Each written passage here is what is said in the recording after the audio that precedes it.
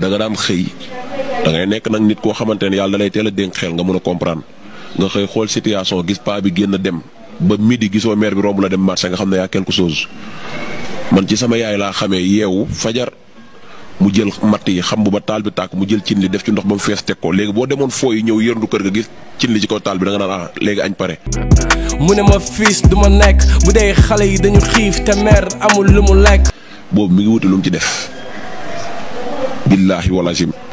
barki yonenti yàlla moom bi may xam ne soom bi dafa war a am suukar dem naa ba mesure kilo ceeb rek bu ko sama yaay amoon danaan soom bi bu ñoree rek muti bu noonu séddale. xolu yaay ci doomam li dafa yee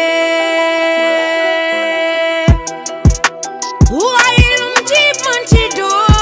doom sama yaay sa doom ji jàmm la leen yee ñu añ sans suukar sans dara bi may xam ne soom bi daa war a am suukar yàggul